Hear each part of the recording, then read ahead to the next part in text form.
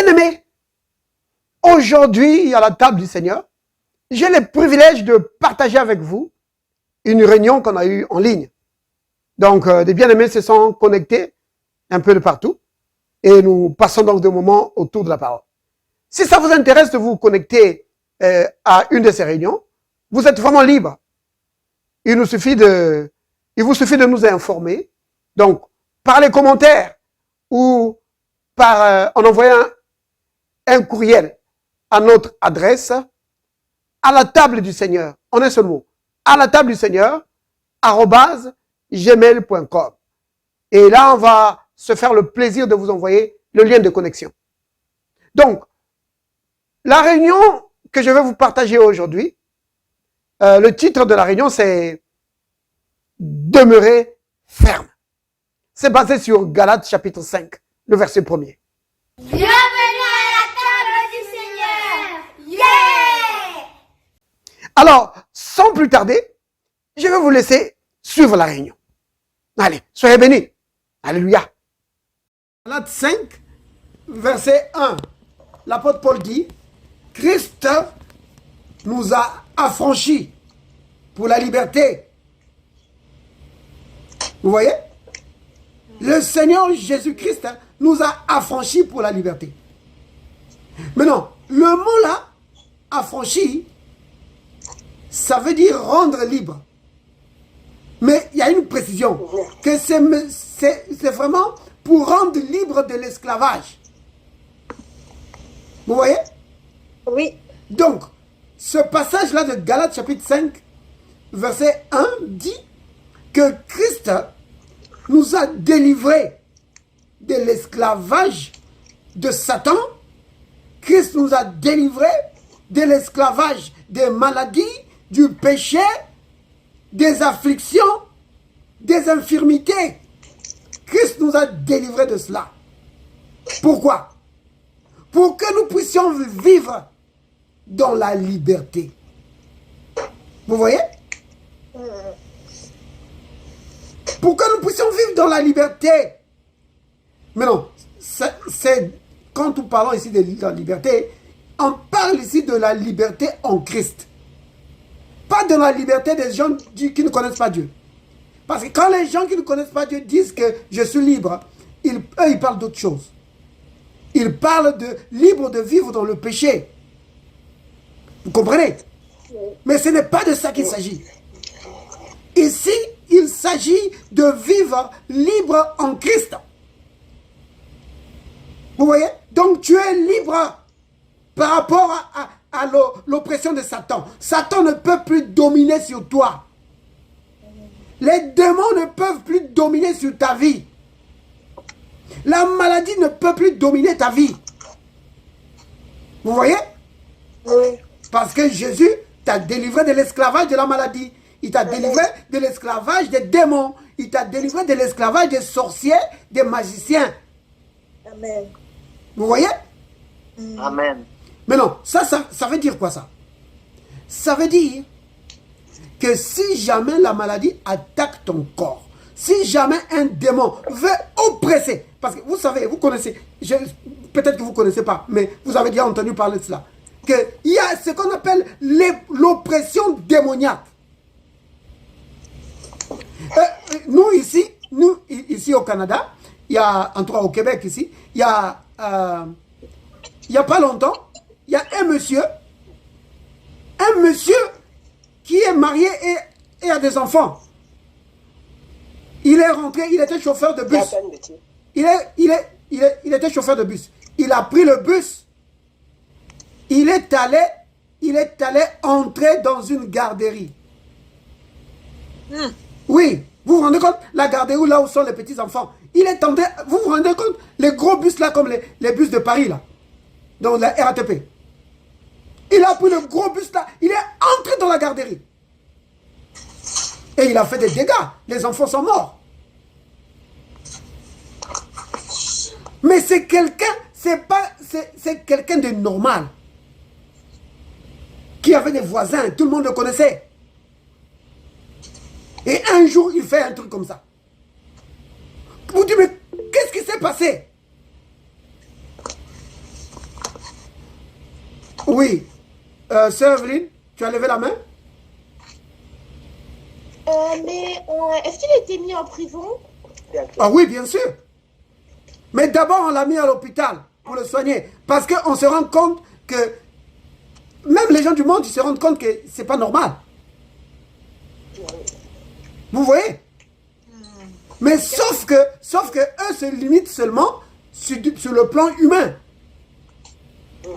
Ils se disent que c'est certainement que y a quelque chose qui va pas avec lui dans sa tête, alors il faut le mettre à l'hôpital et le soigner. C'est pas mauvais, c'est bien. Mais c'est l'oppression démoniaque, c'est le diable. Il y a pas longtemps, ça vous en France, vous avez entendu ça. C'était en province là. Il y a un étudiant qui est venu en classe et qui a poignardé l'enseignante. Oui. Vous avez entendu ça? Oui. Et le garçon disait qu'il y a une voix qui lui disait de le faire. Oui.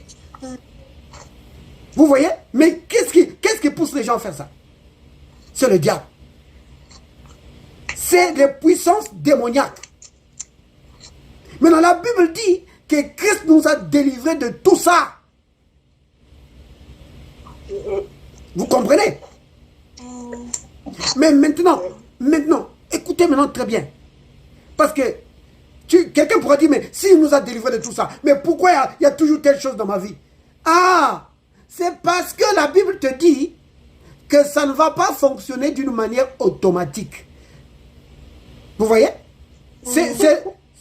Donc, si tu regardes bien le verset 1, il est dit, Christ nous a affranchis pour la liberté. Et qu'est-ce qu'on dit après? Qu'est-ce que le mot qui vient après? Galates 5, verset 1. Quel est le mot qui vient après? Nous affranchis, demeurez donc ferme. Voilà. On dit que demeurez donc ferme. Tu dois rester ferme. Pourquoi? Parce que tu peux continuer, ma soeur, juste cette partie-là, la dernière partie du verset 1. Demeurez donc ferme et ne vous laissez pas mettre de nouveau sous le joug de la servitude. Voilà. Donc, demeurez donc ferme et ne vous laissez pas mettre à nouveau sous le joug, sous la domination de l'esclavage de Satan, du péché, des démons, de la maladie. Vous voyez? Oui. Oui. Vous comprenez? Donc, ici, dans ce passage, l'apôtre Paul était en train de pointer le fait que les Juifs voulaient prendre les Galates et les introduire encore sous l'esclavage de la loi de Moïse. Vous voyez? Oui. Mais c'est la même chose ici. On peut prendre ça ici pour parler de ce qui se passe dans le domaine spirituel. Amen. Vous voyez? Que Christ nous a affranchis. Mais nous, chacun de nous devons demeurer fermes. Ça veut dire que s'il vient avec la maladie, tu dis, Satan, je refuse ça. Tu ne vas pas mettre cette maladie sur moi. Au nom de Jésus, je brise ton pouvoir et je te chasse. Amen. Que ce soit sur toi-même, que ce soit sur ton mari ou ta femme, que ce soit sur tes enfants, sur tes frères ou tes sœurs. Tu dis, tu ne vas pas mettre ça dans notre famille. Amen. Au nom de Jésus, je brise ton pouvoir, je te chasse. Vous voyez? C'est comme ça. Tu dois rester ferme. Ferme, ça veut dire quoi? Ça veut dire que tu ne bouges pas. Tu ne changes pas. Vous comprenez ce que ça veut dire? Ça veut dire que quand tu vas parler, il peut rester là encore 1 jour, 2 jours, 3 jours, 1 semaine. Ne dis pas, ah, ça ne marche pas. Ça ne marche pas, bon. Enfin, je vais seulement apprendre à vivre avec ça. Non! Si tu fais ça, alors tu n'es pas ferme. Tu dis, ah, je vais apprendre seulement comment vivre avec ça. Maintenant c'est ça ma croix. Non! Jésus ne t'a pas appelé à porter les maladies. Non. La maladie, ce n'est pas la croix de Jésus, non. Pourquoi? Parce que Jésus a déjà porté la maladie. Ce que Jésus a porté, toi, tu n'as plus besoin de porter ça. Amen. Vous comprenez? Mhm.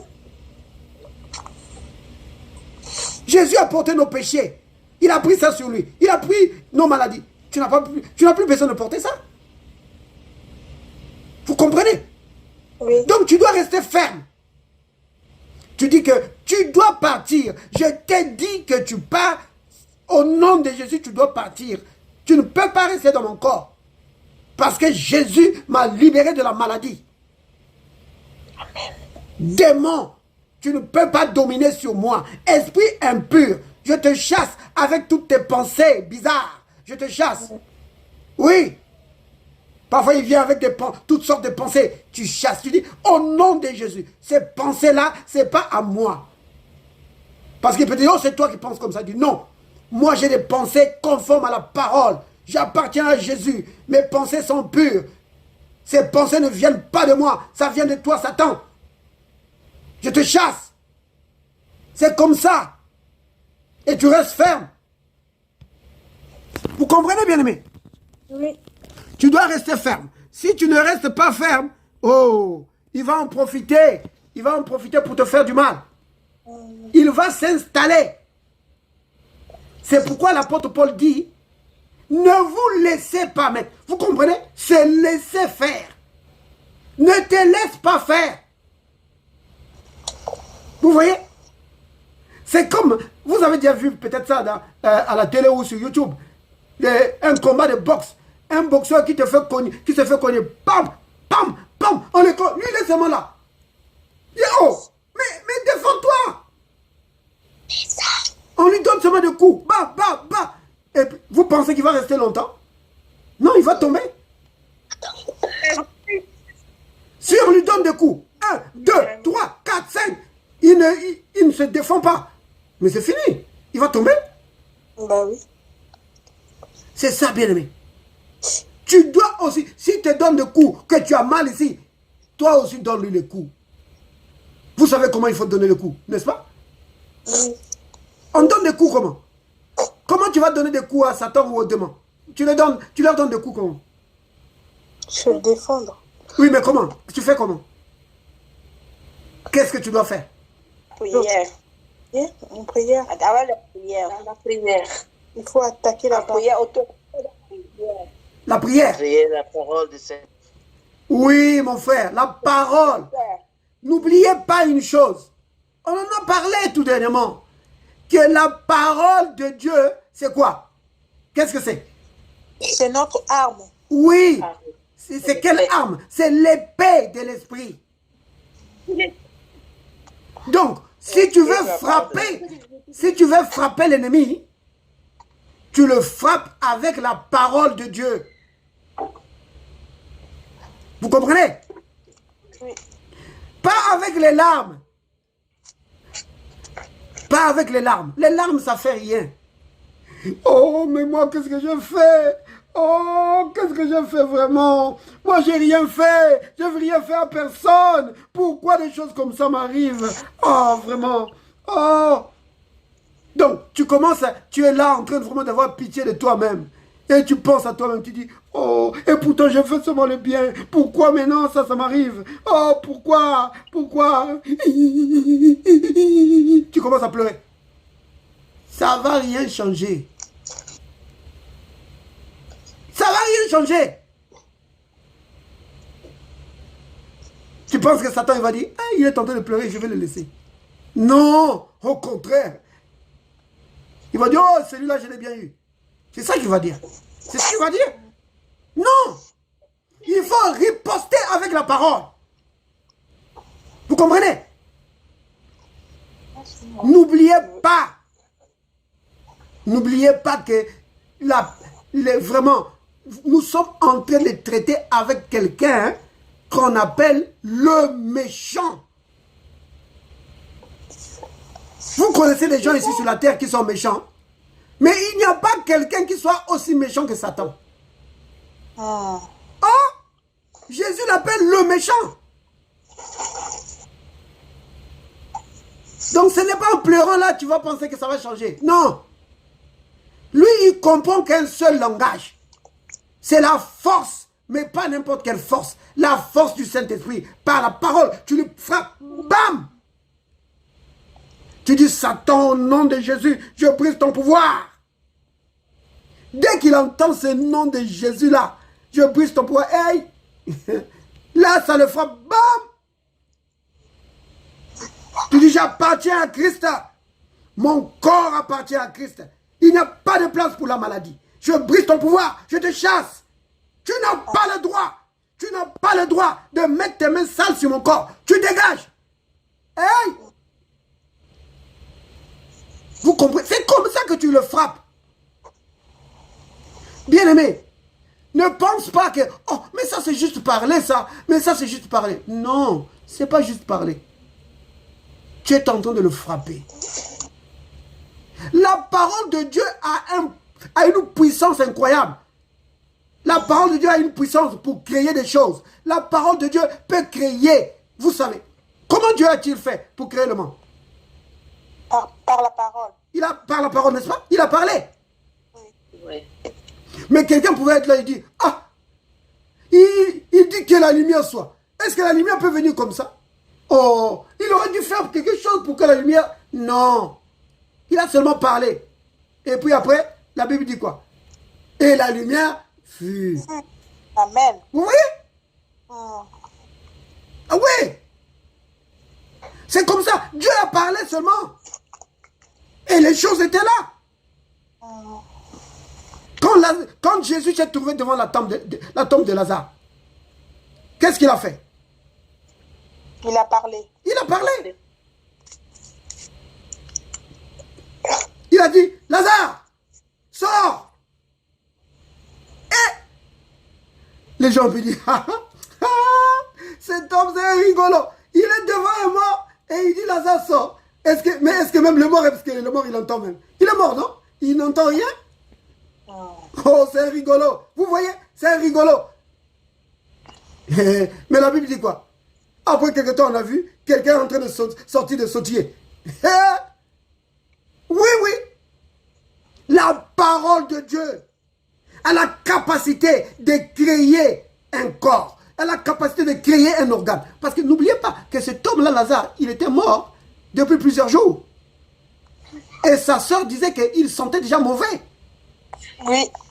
Donc ça veut dire que tout ce qu'il avait comme corps était déjà pourri. Mais la parole de Dieu a régénéré son corps. La parole de Dieu lui a donné un nouveau corps. Lui a donné un nouveau cœur. Oui, les yeux ici, là, c'était déjà pourri. Mais la parole de Dieu lui a créé. Il lui a donné de nouveaux yeux. Amen. Oh, gloire au Seigneur. Amen. Oui. Oh, vous savez, quand la sœur de Lazare était en train de dire à Jésus, parce que Jésus est venu là, et ils attendaient que Jésus vienne guérir leur frère quand leur frère était encore malade. Mais Jésus n'est pas venu. Quand Jésus est venu, ils ont dit, ah, Jésus, il était ici. Quand c'était le temps, tu n'es pas venu. Maintenant qu'il est mort, tu viens. Mais c'est trop tard. Mais non, c'est pas trop tard pour le Seigneur. Amen. Même si c'est pourri, il va redonner la vie. Alléluia. Ah! Oui! Il va redonner la vie. Vous comprenez? Oui. Maintenant, bien-aimé, voici quelque chose de très très important à comprendre. C'est Jésus qui a parlé, n'est-ce pas? Oui. Jésus a parlé. Et il a proclamé la parole. Il a dit, Lazare, sort. Et Lazare est sorti avec un nouveau corps. Est-ce que vous savez que nous aussi, en tant qu'enfants de Dieu, membres du corps de Christ, nous pouvons dire la même chose. Vous comprenez?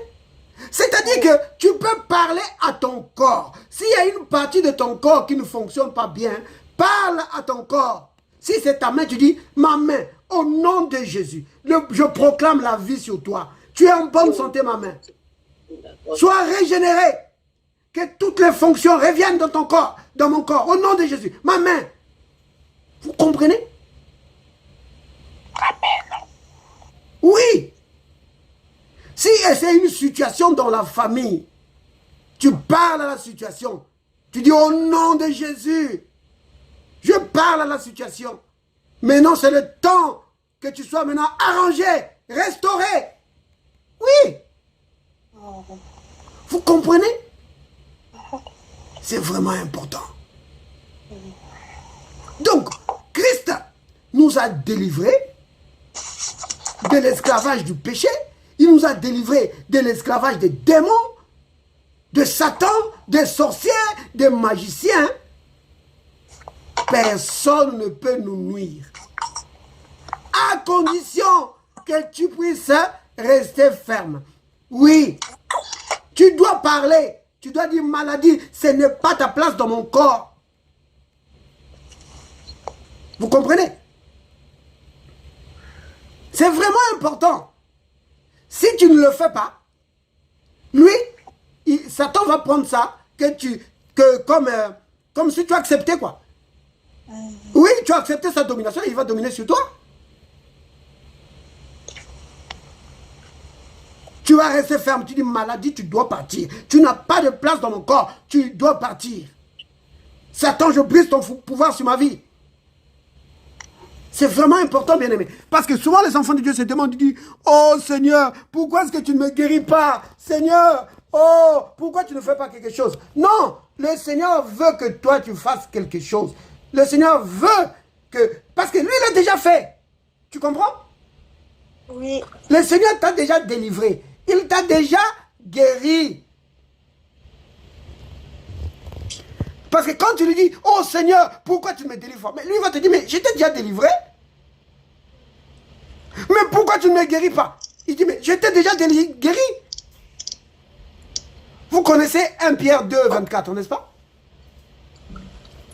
1 Pierre 2, 24. Qui peut lire ça? Pierre 2, c'est 24. 1 Pierre chapitre 2, verset 24. 1 Pierre, chapitre 2, Verset 24. verset 24. Je peux lire? Oui, tu peux lire, ma soeur. 1 Pierre, chapitre 2, verset 24. Lui qui a porté lui-même nos péchés en son corps sur le bois, Amen. afin que, morts au péché, nous vivions pour la justice. Lui par les meurtrissures duquel vous avez été guéris. Voilà. C'est au passé, n'est-ce pas? Oui, On dit que par les meurtrissures de Jésus, on a été guéris. C'est au passé. Donc, du point de vue de Dieu, notre guérison, c'est quelque chose de déjà fait. Alléluia. Vous voyez? Donc, c'est comme un cadeau. C'est déjà donné. Mais vous savez très bien que quand tu donnes un cadeau, il faut maintenant que la personne reçoive. Ah oui? Oh, quelqu'un t'envoie un cadeau. Alors, la poste vient déposer un document chez toi. Il y a un colis qui t'attend là-bas à la poste. Mais si tu ne vas pas pour chercher ton colis, il va rester là-bas? Oui. Tu comprends? Il faut que tu le reçoives. Et tu reçois comment? Par les paroles de ta bouche. Donc tu dois dire merci Seigneur, parce que par tes meurtrissures j'ai été guéri. Par tes meurtrissures j'ai été guéri. C'est comme ça. Comprenez bien, mais on est en train de parler de rester ferme. Vous vous souvenez? Galates 5.1. Donc c'est ça. Donc, la première chose, tu brises l'autorité de l'ennemi dans ta vie. Et puis la deuxième chose, tu reçois ce que Dieu t'a déjà donné. Amen. Ne passe pas ton temps à dire, oh Seigneur, s'il te plaît, guéris-moi. Oh Seigneur, guéris-moi. Guéris-moi, Seigneur. Le Seigneur t'a déjà guéri. Il l'a déjà fait. Il y a plus de 2000 ans. Si Satan vient te dire, haha, tu ne seras jamais guéri. Il faut lui dire, Satan, tu es menteur. Jésus m'a déjà guéri. Pas aujourd'hui. Il y a 2000 ans. Il l'a déjà fait. Tu es un menteur. Il l'a déjà fait. Vous comprenez? Oui. Donc, s'il vient te dire, ah, cette fois-ci, on va voir. Tu ne seras pas guéri. Cette fois-ci. Tu lui dis, menteur. Jésus m'a déjà guéri. Alors, prends 1 Pierre 2, 24 et lis-lui ça. Dis, regarde, Regarde ce qui est écrit ici, Satan. Regarde, si tu ne sais pas lire, moi je vais lire ça pour toi. Lui par les meurtrissures duquel vous avez été guéri. Tu as vu? Jésus m'a déjà guéri.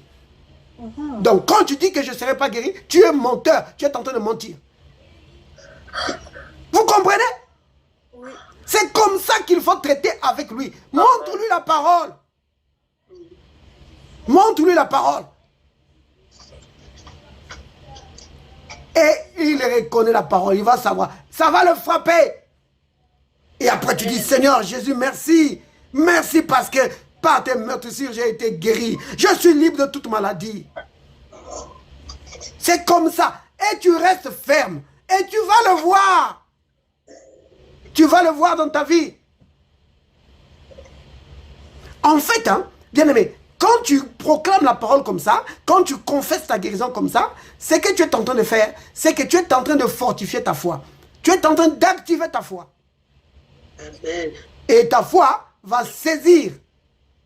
Parce que la foi, la guérison, c'est juste là. C'est ton cadeau. Dieu n'a pas retiré le cadeau. Il n'a pas pris. C'est là. Vous voyez? C'est comme vous allez dans... Il y a beaucoup de compagnies comme ça. Surtout les compagnies de transport. Comme vous là en France, la RATP. Si tu vas là-bas, ils ont les trucs là pour les objets perdus. Si tu vas dans leur salle d'objets perdus, il y en a beaucoup. Hein. Il y a beaucoup de choses perdues. Et les propriétaires ne sont jamais venus réclamer ça. C'est là-bas. Et il y a beaucoup de bénédictions comme ça, des enfants de Dieu qui sont là et que les enfants de Dieu ne réclament pas. Amen. Vous voyez? Mais tu dois prendre la guérison, c'est à toi. Tu dis, la guérison est à moi. Satan, tu ne vas pas me priver de guérison. Tu ne vas pas me priver de bonne santé. La bonne santé est à moi. Au nom de Jésus, va-t'en. C'est comme ça. Donc c'est ça. C'est ici ce qu'on dit, restez ferme. Vous comprenez bien aimé?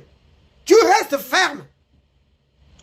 Si tu restes ferme, alors il ne pourra pas dominer sur toi. Il va reconnaître ça. Vous comprenez? Parce que n'oubliez pas, lui, sa technique c'est quoi? C'est la ruse, c'est la tromperie, le mensonge. Vous voyez? Et il arrive à dominer sur les enfants de Dieu à cause du mensonge. Parce que beaucoup d'enfants de Dieu ne connaissent pas la parole. Et il vient les tromper. Et les enfants de Dieu acceptent ça.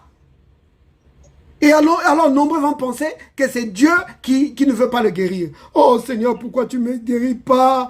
Non! Dieu t'a déjà guéri. Il y a plus de 2000 ans qu'il l'a fait. Oh Seigneur, pourquoi tu ne me bénis pas? Regarde, les autres sont bénis. Regarde, lui est béni. L'autre est béni. Pourquoi moi je ne suis pas béni? Comment ça? Le Seigneur va dire, mais regarde dans ma parole. Dans Ephésiens 1, verset 3, j'ai dit que tu es béni de toutes sortes de bénédictions. Bénédiction. Amen. Amen. Vous voyez, bien aimé? Amen. C'est vraiment important. Alors, on va s'arrêter là. On va passer vraiment à la session de prière. Donc, si quelqu'un a vraiment un besoin de prière, on va prier pour ça. Moi,